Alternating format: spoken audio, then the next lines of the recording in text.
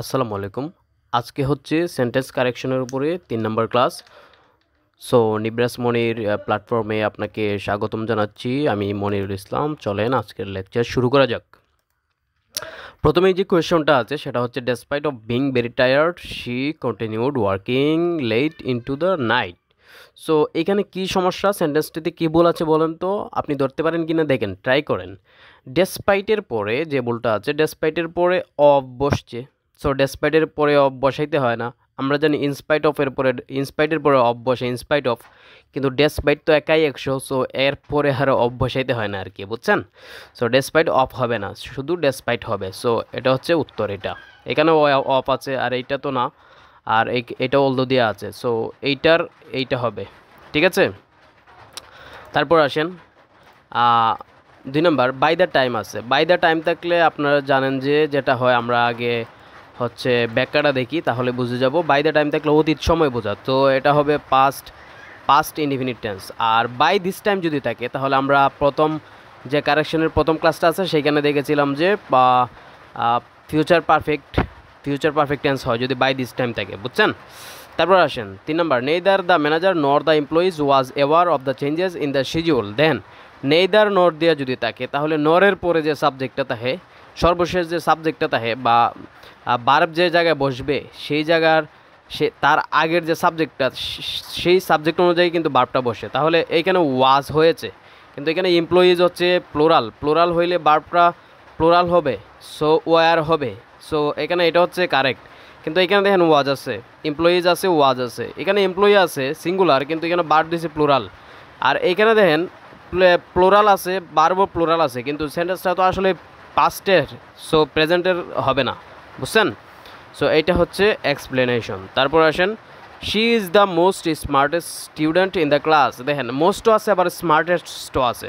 আমরা জানি যে এক সিলেবল হইলে আমরা হচ্ছে গিয়া ইএসটি যোগ করি, করে হচ্ছে সুপারলেটিভ বানাই, কিন্তু একের বেশি সিলেবল হইলে আমরা মোস্ট যোগ করি। সো স্মার্ট একটা সিলেবল, সো এইখানে ইএসটি যোগ করে স্মার্টেস্ট করব। এখানে কখনোই মোস্ট হবে না। মোস্ট হবে কখন, যখন বেশি হবে সিলেবল। যেমন বিউটিফুল কয়টা সিলেবল দেখেন তো, বিউটিফুল।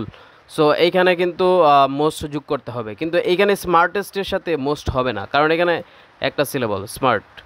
ওকে, সো এটা হবে উত্তর, শি ইজ দ্য স্মার্ট। এখানে মোস্ট আছে, এখানে স্মার্ট, শুধু স্মার্ট সুপারলেটিভ করতে গেলে ইএসটি লাগে, মোস্ট না।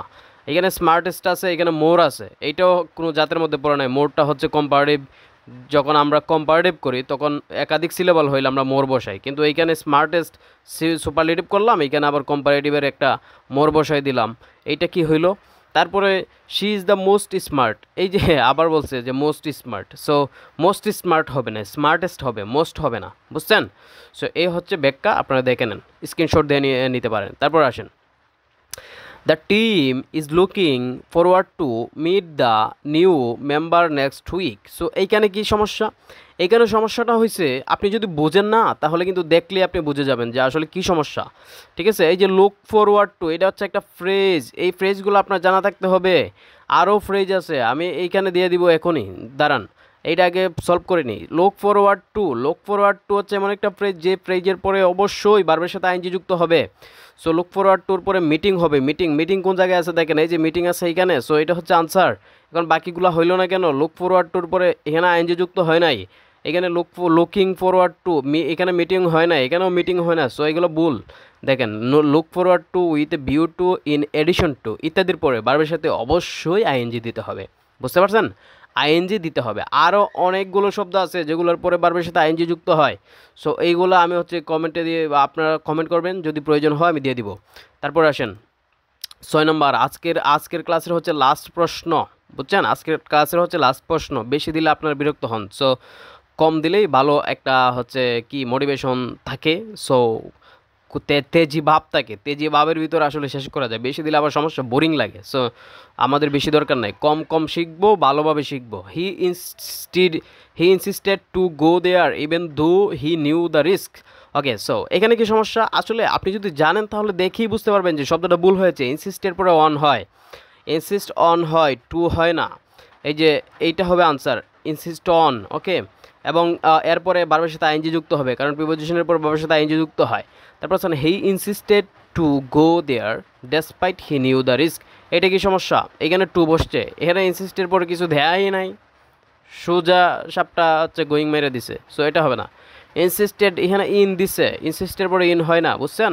এই যে ব্যাখ্যা আছে এইটা আপনারা স্ক্রিনশট দিয়ে রাখেন, এই কয়েকটা জিনিস আয়ত্তে রাখেন, তাহলে দেখবেন ইংলিশটা আস্তে আস্তে সহজ হয়ে যাচ্ছে। ঠিক আছে, যে কয়টা আমি দেবো এই কয়টা জাস্ট খালি আপনি রাখেন, আমি দায়িত্ব নিয়ে বলছি কয়েকদিন পর ঠিক আপনার ইংলিশ অনেক উন্নত হয়ে যাবে। সো আজকের ক্লাস এখানেই শেষ, দেখা হবে নেক্সট ক্লাসে। ভালো থাকেন, সুস্থ থাকেন।